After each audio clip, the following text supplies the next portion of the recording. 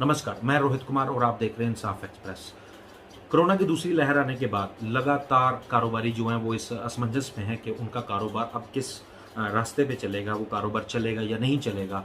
लोग नए सिरे से कोरोना जब अनलॉक होना शुरू हुआ था लॉकडाउन के बाद 2020 में, तो बहुत सारे लोगों ने बैंक से लोन्स लेकर कहीं ना कहीं से कुछ पैसों का जुगाड़ करके दोबारा बिजनेस को स्टेबल करने की कोशिश की। लेकिन हमारी नकम्मी सरकारों की वजह से पिछला 1 साल गुजरने के बाद भी किसी भी तरह के कोई सहायता कारोबारियों के लिए नहीं की गई और कोरोना को लेकर कोई नए हॉस्पिटल्स नहीं बनाए गए। हर रोज जो है वो आपको पुलिस स्टेशन के बाहर शहरों में घूमते हुए पुलिस वाले आपका चालान काटते हुए मास्क पर आपको नजर आ जाएंगे।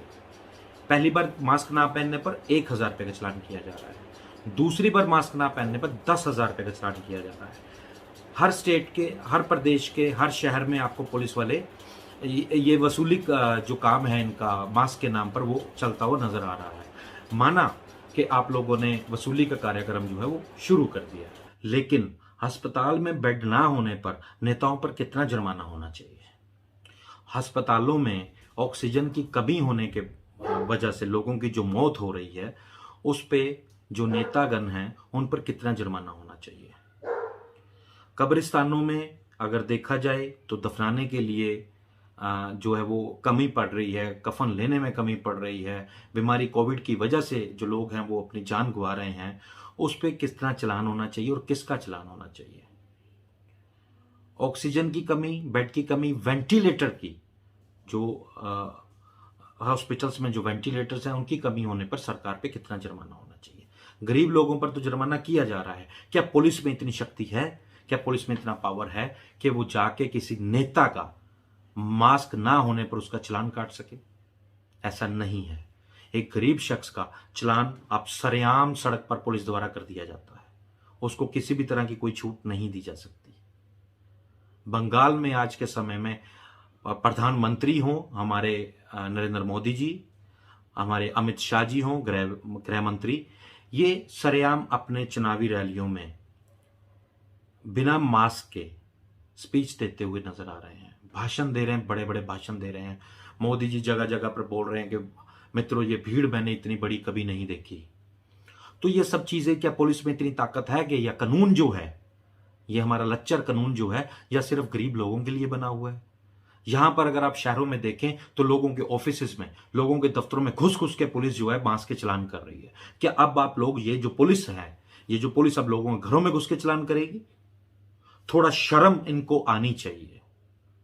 अगर पुलिस का यूनिफॉर्म पहना है तो सिर्फ इसलिए पहना है कि आप लोगों की रक्षा कर सके, उनकी सुरक्षा के कार्यक्रम में हिस्सा ले सके, ना कि उनको आप तंग कर दें। लोगों के ऑफिस में घुस के चालान किए जा रहे हैं, रेस्टोरेंट्स में घुस के चालान किए जा रहे हैं। किस वजह के? सिर्फ कि आपने मास्क नहीं पहन रखा। इतनी अकल तो इन लोगों में होनी चाहिए कि भाई अगर रेस्टोरेंट में बैठे हैं तो खाना खाने के लिए बैठे हैं, मास्क लगा के तो खाना नहीं खाएंगे। अकेला इंसान जब गाड़ी चला रहा है, वेंटिलेशन की किसी भी तरह की कोई जगह उसमें नहीं होती। अगर एग्जॉस्ट होता भी है अंदर का एरिया, तो उसमें ये इस बात का क्या गारंटी रहेगा कि उसमें कोरोना वायरस नहीं है? बंद विंडोज में, गाड़ी की बंद विंडोज पे आप मास्क लगा के चल रहे हैं, तो मेरे ख्याल में, या कई डॉक्टर्स के जो स्टेटमेंट्स आए हैं कि ऑक्सीजन का कमी बहुत जल्दी हो सकती है। तो ऐसे जो चालान किए जा रहे हैं, क्या ये सिर्फ गरीब लोगों के लिए हैं?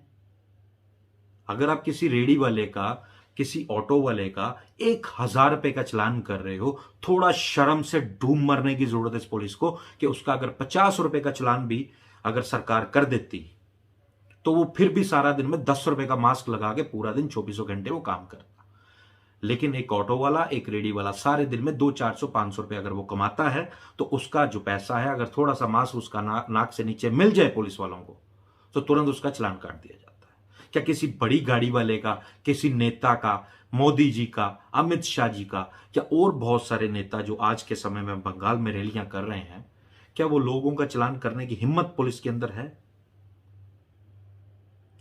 पहले ही बहुत सारे कारोबारी जो हैं वो अपना बिजनेस 2020 में कोविड के आते ही खो चुके थे, बेरोजगारी दर बढ़ चुकी थी। आज जब वीकेंड लॉकडाउन की जरूरत इनको महसूस हो रही है, तो वहां पे इनके स्टेटमेंट्स इनके नेता ये दे रहे हैं कि घर पे बैठने से भी कोरोना हो सकता है। अगर घर पे बैठने से कोरोना हो सकता है तो फिर लॉकडाउन की जरूरत क्या है? आप लोग कह रहे हैं कि वैक्सीन, जो हमारी सरकारें हैं वो कह रही हैं कि वैक्सीन जो है वो हमने बना ली है और वैक्सीन सबको मिल रही है। अगर वैक्सीन बना ली है तो वैक्सीन की कमी क्यों है? बहुत सारे प्रदेशों से ये खबरें आ रही हैं कि वहां पे वैक्सीन की कमी है।